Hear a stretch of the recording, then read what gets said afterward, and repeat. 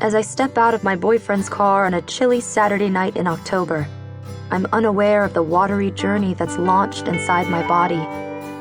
I know only that my heart is pounding as I climb the 2 concrete steps to our side door. I'm worried that my father has gotten up from his recliner and will look out the window to catch me smoothing my rumpled red and white checked skirt.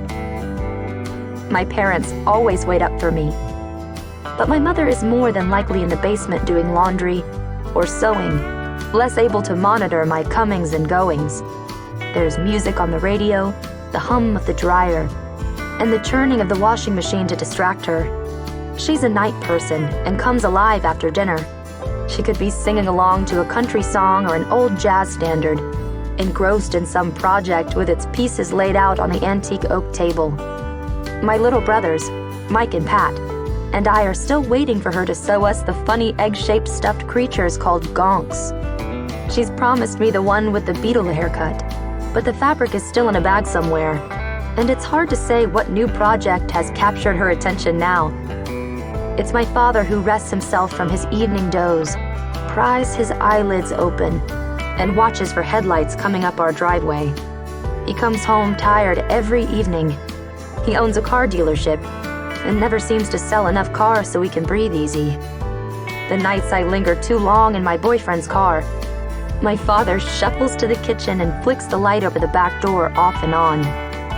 But tonight the light burned steady while my father slept. I'm home, I say as I round the corner from the kitchen to the living room. My father is out of his chair now, freshly awake. He cranes for a look at the clock above the kitchen sink. Midnight, or a minute or two after.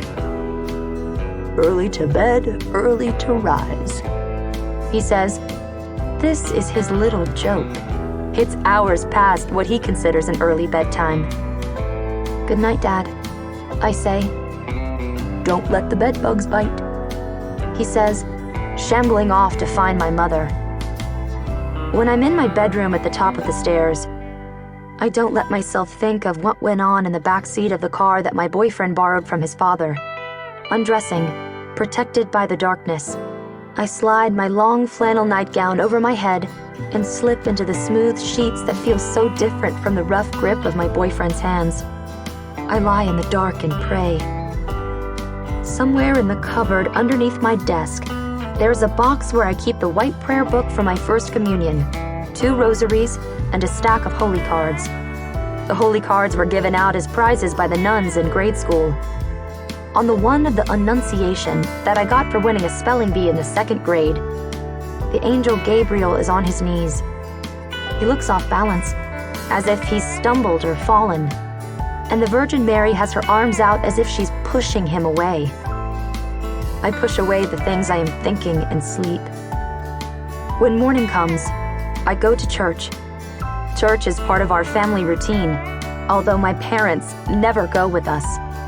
My mother claims the church will fall down the minute she walks through the door. My father isn't Catholic, and she was automatically excommunicated when she married him, she says. I've always taken the idea of her excommunication literally. A certificate filed in a cabinet somewhere, or her name on a shameful list that the nuns at my school have read and committed to memory.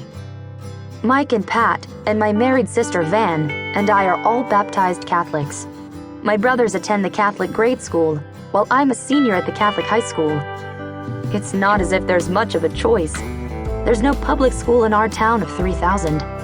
Sundays, some members of our family need to be seen in church, or we risk being thought of as heathens. Here's the thing about my family. We have a secret history. My father was married twice before he married my mom. His second wife was married before she married him. And she had a daughter, my stepsister, Mary Lou. I have a half-brother too. My dad and his second wife weren't quite married when Joe was born, and he has the wrong name on his birth certificate, even though it's my dad's last name that he uses.